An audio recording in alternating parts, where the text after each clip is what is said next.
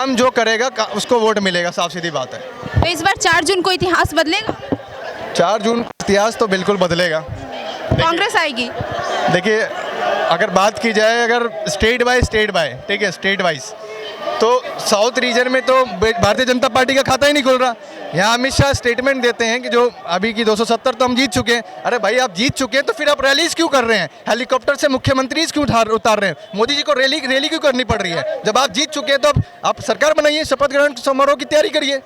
ये थोड़ी ना होता है।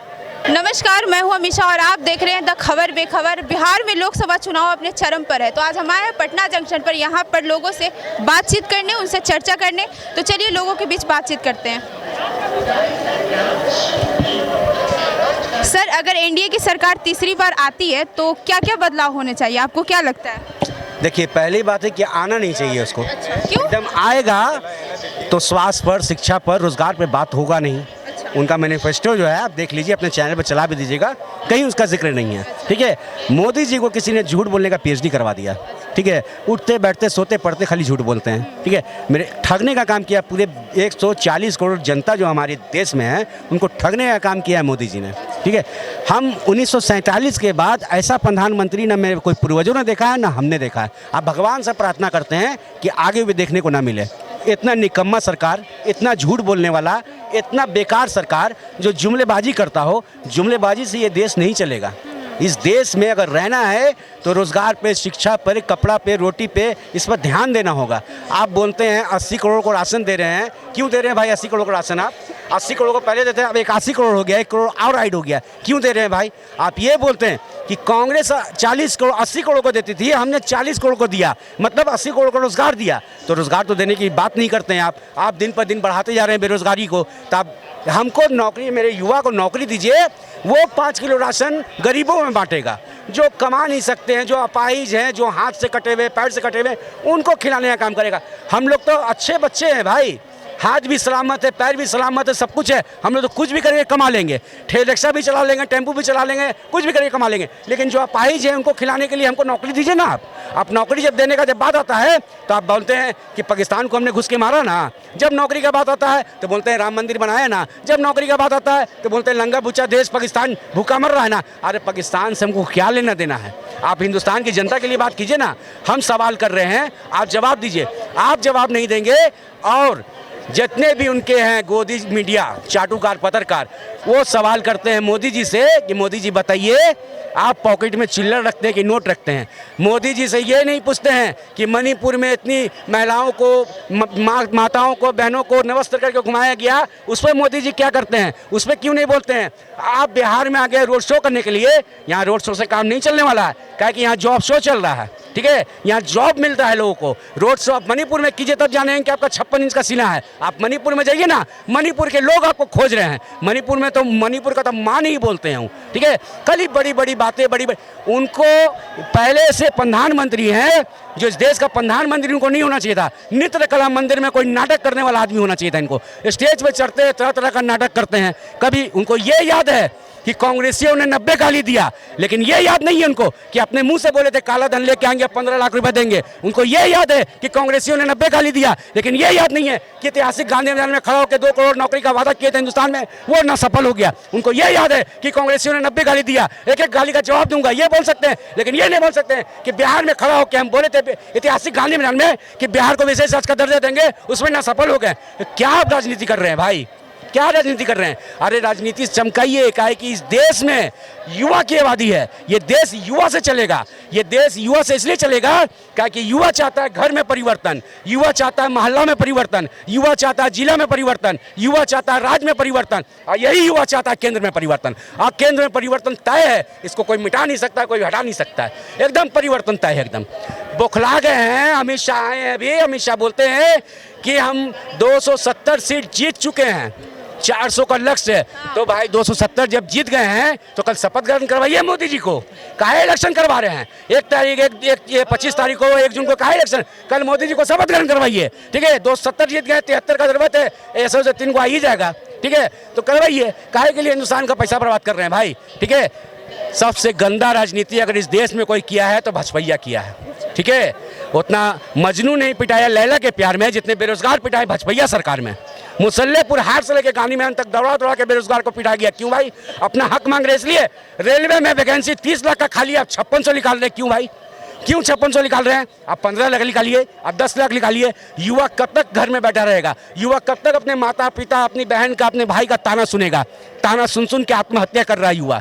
बेरोजगारी इतना सीमा चरण पे है। कब तक उनके लाशों पर मजाक बना के हंसते रहेंगे मोदी जी? किसानों पे कब तक हंसते रहेंगे मोदी जी? 700 750 किसान सुसाइड कर चुके हैं, उसमें क्यों हंसते हैं मोदी जी? उसमें क्यों नहीं बोलते हैं मोदी जी? मोदी जी कुछ नहीं बोलते हैं, मोदी जी कुछ नहीं किए हैं। अब अच्छे दिन आने वाले हैं क्योंकि मोदी जी जाने वाले हैं।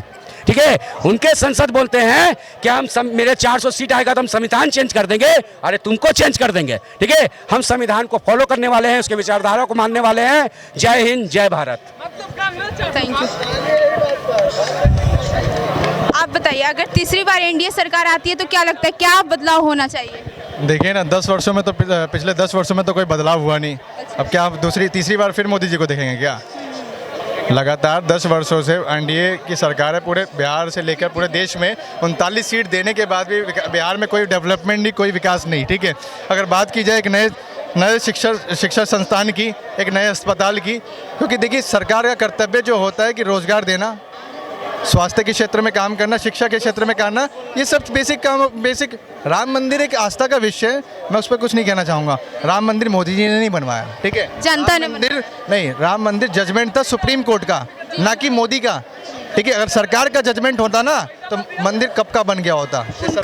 उनका कहना है कि कांग्रेस ने राम मंदिर के विपक्ष में वकील खड़े किए थे, हमने राम मंदिर के पक्ष में। ऐसा कुछ नहीं है।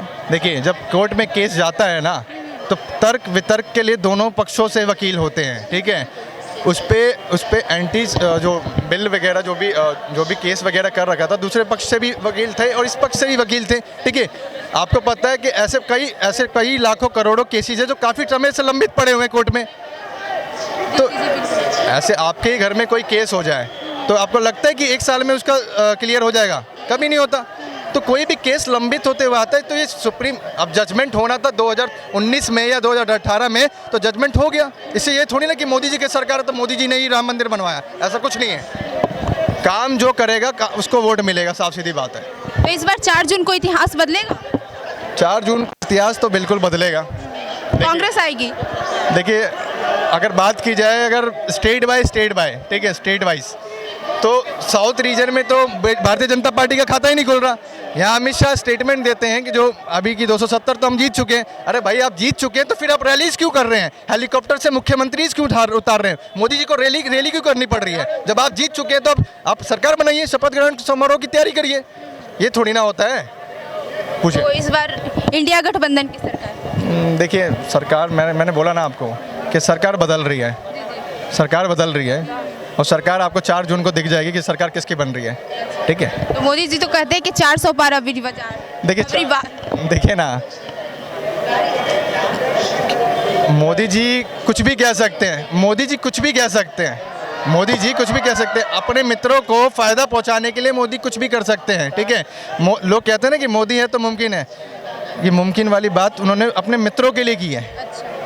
उनके मित्रों का नाम अडानी है, अंबानी है उनके मित्र। अच्छा, तो उनके लिए ही किया है? बिल्कुल किया है। आप रेल पे जाके देखेंगे, मैं वही पूछ रही हूँ, आम आदमी के लिए नहीं किया? आम आदमी के लिए क्या किया है? 5 किलो राशन पेट, 5 किलो राशन, अगर आप हमें रोजगार देंगे तो हमें 5 किलो राशन की आवश्यकता ही नहीं है। आप उनको राशन दीजिए ना जो सही मायने में ज़रूरतमंद है। सही मायने में जो ज़रूरतमंद लोग हैं उन तक तो वो चीज़ें नहीं, सुविधाएं पहुंच रही। जो जिनको सुविधाएं नहीं चाहिए उन लोगों को आप फ़ायदा पहुंचा रहे हैं। तो इससे फ़ायदा हमें थोड़ी ना, हमें नहीं चाहिए राशन, हमें रोज़गार चाहिए। आप हमें रोज़गार दीजिए। आप बताइए, अगर इस बार एनडीए की सरकार तीसरी बार आती है तो क्या बदलाव चाहते हैं आप? अरे पहली बात तो एनडीए की सरकार आनी नहीं चाहिए, और आएगी तो क्यों नहीं आनी चाहिए? बोलिए। अरे तो बताइए ना, 10 साल में क्या किए हैं देश की आम पब्लिक के लिए मोदी जी? अच्छी शिक्षा दिए हैं, अच्छी हॉस्पिटल दिए हैं। हम बिहार से बिलोंग करते हैं, 39 सीट दिए मोदी जी को। क्या हमें बिहार में नई फैक्ट्री लाई है? अरे 10 सालों का चीनी मिल मोतिहारी में बोले थे चालू कर देंगे, आज तक नहीं किए। बताइए, और अडानी अंबानी को वहाँ से वहाँ पहुँचा दिए। हम एक सीतामढ़ी में रहते हैं मैडम, सीतामढ़ी में अभी 2014 में आरजेडी के 2014 में अर्जुन राय जीता था सीतामढ़ी में। हम सीतामढ़ी की जनता से विनती करना चाहते हैं कि फिर से 2024 में अर्जुन राय को जिताइए। सीतामढ़ी में जो अर्जुन राय 2014 में जीता था वही काम हुआ। 2019 में नीतीश कुमार की पार्टी जीती थी सीतामढ़ी में, और फिर 2024 में वहाँ पर कैंडिडेट नीतीश कुमार चेंज कर दिया। बताइए अगर 2019 में काम हुई रहती, जो पार्टी जीता था, तो नीतीश कुमार को कैंडिडेट चेंज करने की जरूरत पड़ती? नहीं ना पड़ती। तो हम सीतामढ़ी के जनता से कहना चाहेंगे ये आपके नीतीश कुमार और बीजेपी वाले जो है ना, सिर्फ अपना कैंडिडेट चेंज करेंगे, आपका सीतामढ़ी को चेंज नहीं करेंगे। तो इस बार अर्जुन राय को फिर से लाइए और जाके सीतामढ़ी में आप रिपोर्टिंग कर लीजिए। जाके देखिए हर घर बिजली पहुंचाने का काम सीतामढ़ी में अर्जुन राय किया है। हर अच्छा रोड है, पुल है, पूरा जितना भी प्रॉब्लम था अर्जुन राय ने बनाया है। और सिर्फ वही काम हुआ है जो 2014 में अर्जुन राय काम किया है। 2019 में कोई काम नहीं हुआ, 19 से 24 तक। और फिर से 24 में अर्जुन राय को जिताइए और जो भी सीतामढ़ी में काम बचा हुआ है वो अर्जुन राय कर देगा।